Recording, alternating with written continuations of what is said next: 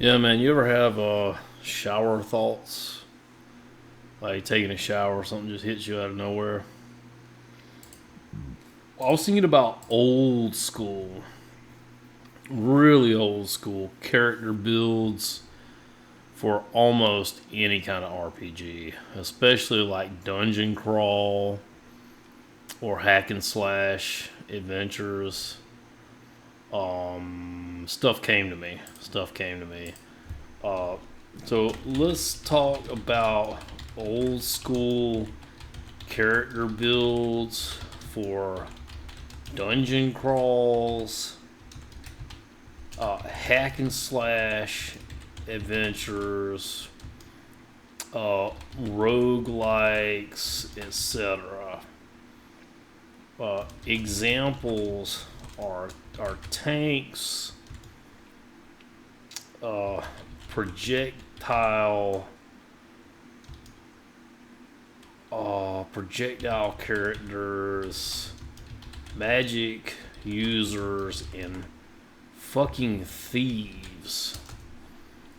Fucking thieves is that's the really the main thing that hit me is that I've been kind of been out of RPGs for a while, but I just got to thinking about how often do I sit down to look at Dungeons and Dragons, and my go-to is always the Warlock. Always a Warlock, kind of the kind of person I would be if I was actually a Dungeons and Dragons character was a Warlock. But I got to think about these old school stuff, like from the '80s, or stuff that survived during the early 1990s on BBSs and things like that. Old school character builds are clean, readable, and built for survival under pressure, not really narrative optimization. These archetypes emerge from dungeon crawls, early CRPGs, I don't even know what that is, roguelikes, and arcade logic design, where positioning, resource scarcity, and risk matter more than the backstory. So you might, I don't know, if you're playing D&D, you might actually want to pretend to be the character. Also, like your physical positioning doesn't matter as much. But in these old school games where your physical location, it don't happen without physical location, if that makes sense. So some archetypes came up from those days, like the tank.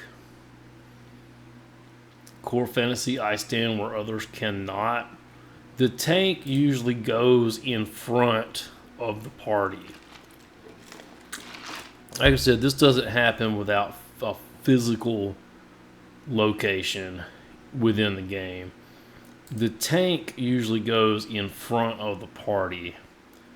They not only take hits, but they dish them out too. So good stats are like HP and vitality. I would also say strength a lot of times comes up in a tank build. It doesn't necessarily have to. Armor and defense are huge. Damage mitigation, or even blocking or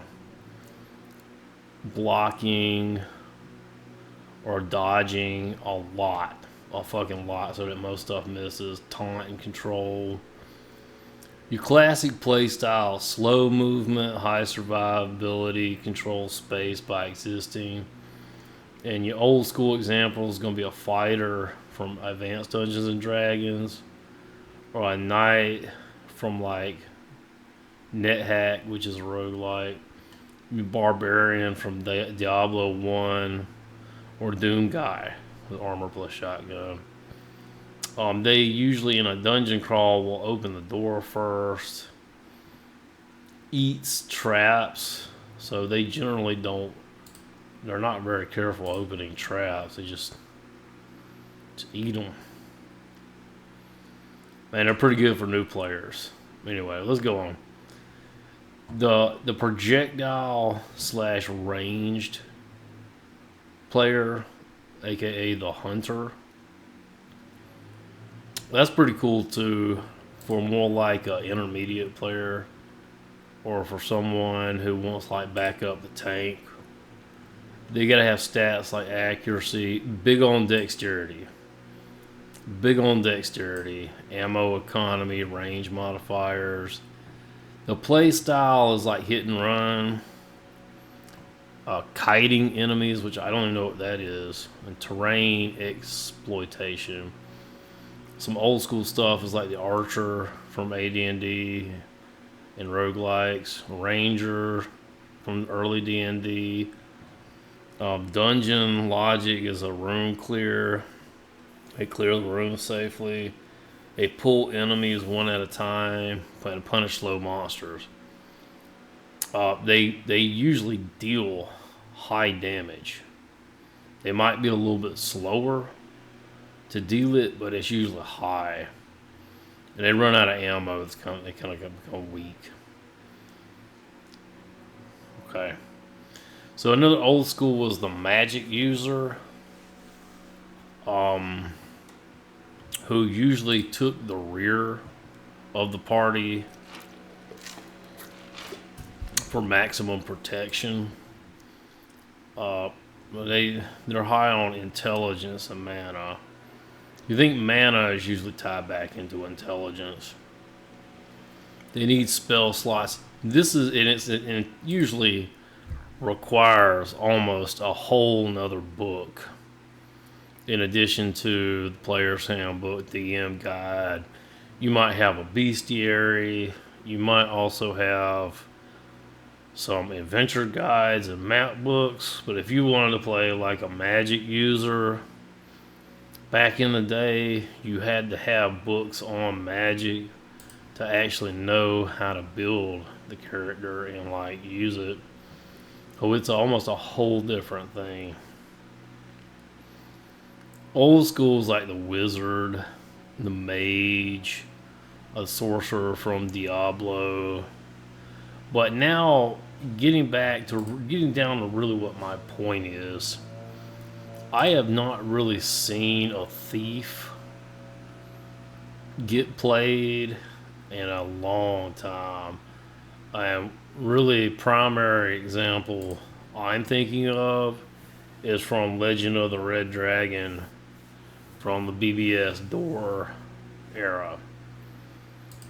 Thief was huge because not only they had a lot of decks, they had a lot of stealth, so they didn't have to fight all the time. But the thief, I think from Legend of the Red Dragon, had a backstab attack that was crazy. They usually avoid stuff rather than confront people. They use a lot of stealth. They steal crap. They pickpocket. They're really good at disarming traps. They are able to get a lot of damn information, but they're kind of weak. And you really have to know what you're doing to play a thief. I was looking here at hybrid archetypes, not really old, or this is old school, not modern bloat, is a paladin, which is also something I tend to play a lot, like a tank, thief, paladin,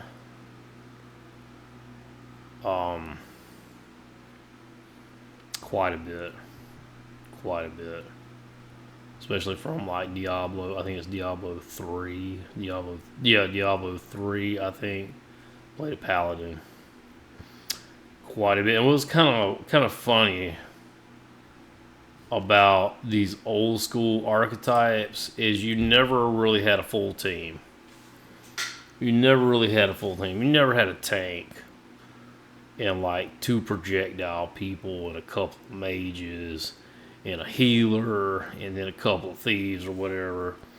You might have had 1, 2, or 3 people at a time. Maybe somebody idling. So I was gonna ask, how often do people run thief characters in modern D&D? Because I just haven't seen it in a long time. Less often than fighters and casters, but I guess more often than people admit. And how they're played has shifted a lot. Raw popularity, anecdotal, across 5e tables, online play reports, D&D Beyond stats. The fighter, paladin, and barbarian are very common. Oh, like I was saying, I do warlock a lot. Wiz, sorcerer, warlock is extremely common. You cleric, druids are steady and dependable, but the rogue is kind of mid-tier and not dominant. Rogues overall are popular, but the classic thief like trap monkey, burglar, scout, and a backstabber, like a physical backstabber, is less common than an assassin, swashbuckler, or an arcane trickster. Why did it fall off? Party safety nets exist now. Old school thieves were essential because the traps that people did in dungeon crawls and shit were lethal. Doors were dangerous. You couldn't just open a door, and any kind of surprise just killed the whole party. In modern Dungeons and Dragons, you get a lot of heals. Healing is abundant. You're not looking around for like one potion or one phoenix down in the area. The death saves do exist, and traps are often just narrative speed bumps. Like even if, like a trap might be like a skill check or DC, and it's probably not going to kill you or the whole party. But back then, old school dungeon crawls, they would. And everyone can stealth now. 5e flattened skill access. So backgrounds, grant skills, decks is widely useful. Almost everybody has decks now.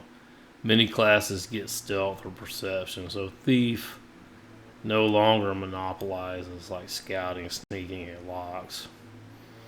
And like I was saying, there seems to be, I'm going to actually ask to make sure I'm right. There seems to be a major difference between old school RPGs where you could not separate physical location, coordinate a player with fucking anything, and then modern D&D, which is mostly description of coordinator based DMing. Description of area based DMing. You're not just noticing a style. We'll go back because there was a weed eater. There seems to be a major difference between old school RPGs where you could not separate physical location, coordinate of player with fucking anything, and then modern D&D, which is mostly description of area based DMing. And we're saying you're not just noticing a style difference, you're pointing at a deep structural shift in how RPGs think about reality. Gosh, my video is lost. My video. So old school space is law.